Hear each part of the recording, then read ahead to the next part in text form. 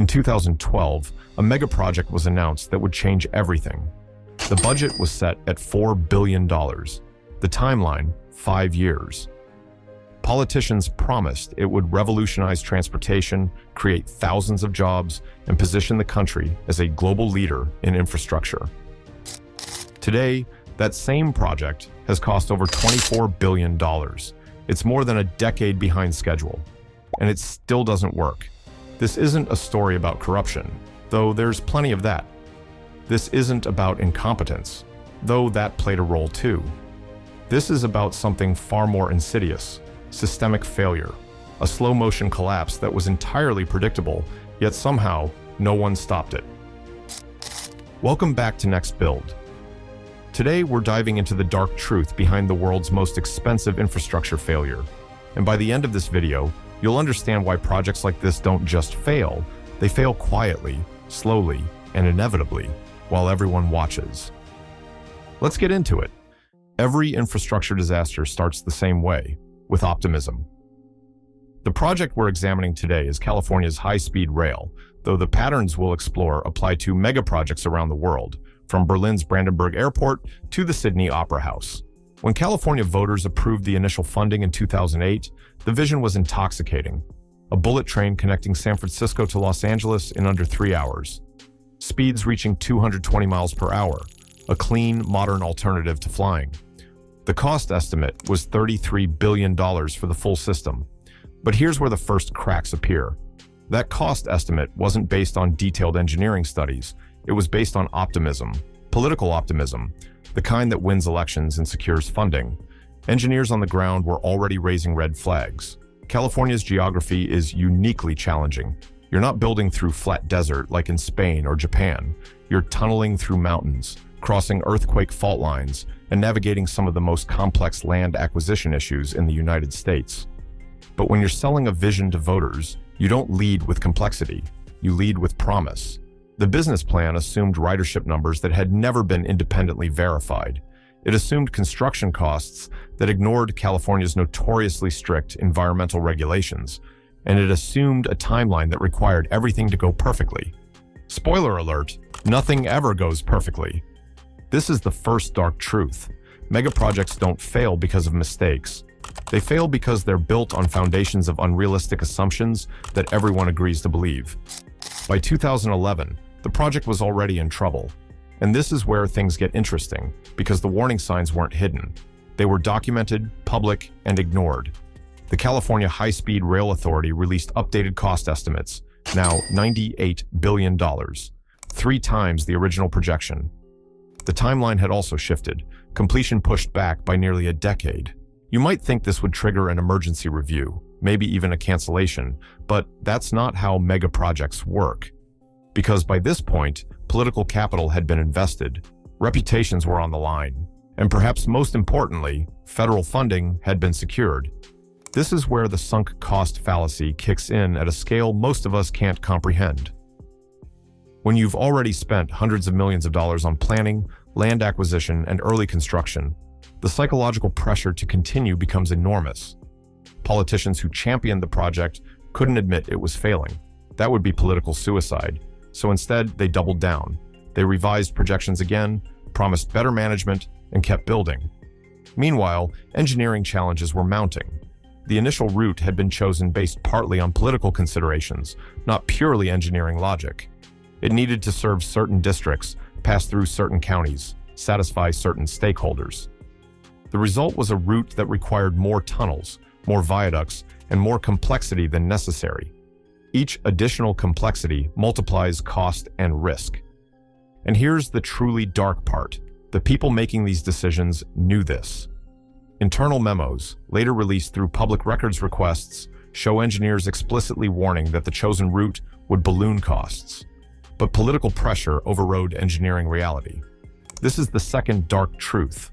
In mega projects, politics doesn't just influence decisions, it systematically overrides technical expertise until failure becomes inevitable. By 2016, the project had entered what I call the death spiral. This is the phase where every attempted fix creates new problems, and the project becomes too big to fail and too broken to succeed. Construction had finally begun on a 119-mile section in the Central Valley, one of the flattest, easiest parts of the route. But even this simple section was plagued with issues. Contractors were behind schedule. Land acquisition costs had tripled initial estimates because, surprise, landowners in California don't sell cheap. Environmental lawsuits tied up critical segments. And the project was burning through cash at a rate that made the initial budget look like a rounding error.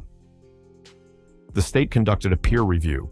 Independent experts concluded that the project, as designed, was financially unsustainable. They recommended either drastically scaling back ambitions or canceling the project entirely. The response from the High-Speed Rail Authority? They acknowledged the concerns, made minor adjustments, and kept building. This is where the machinery of bureaucratic failure really shines, because at this point, the project had become an institution unto itself. The California High-Speed Rail Authority employed hundreds of people. Contractors had signed multi-year agreements. Political careers were intertwined with the project's success. Canceling it would mean admitting a catastrophic waste of public money. So instead, the narrative shifted. The project was no longer about connecting San Francisco to Los Angeles in under 3 hours. Now it was about economic development in the Central Valley, about construction jobs, about climate change and reducing car emissions. The goalposts moved because the original goal had become impossible, and the costs kept climbing.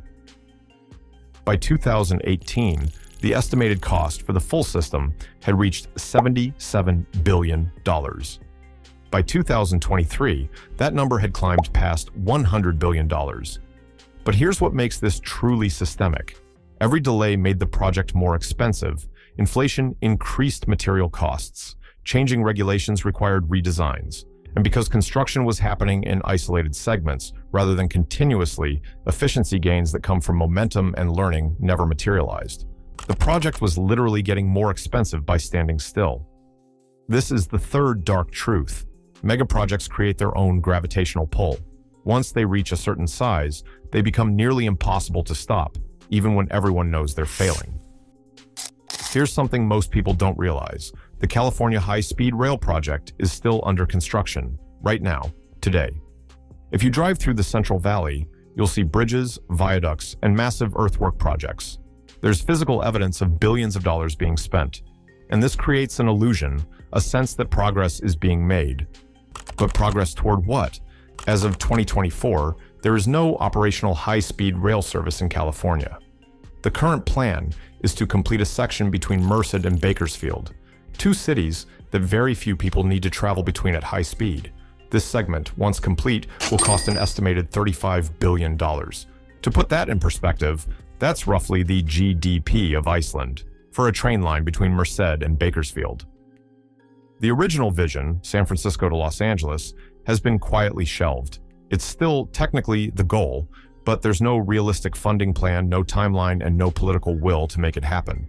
What we're witnessing is a fascinating psychological phenomenon, the inability to admit failure. Because admitting this project failed would mean confronting uncomfortable questions about governance, about planning, about the very systems we use to make decisions about public infrastructure. So instead, we get progress reports, glossy PDFs with renderings of sleek trains, press releases about construction milestones, and a slow, grinding continuation of a project that will never deliver what it promised. And here's the really disturbing part. This same pattern is playing out with mega projects around the world. Berlin's Brandenburg Airport, 9 years late and 3 times over budget. The Sydney Opera House, 10 times over budget and a decade behind schedule.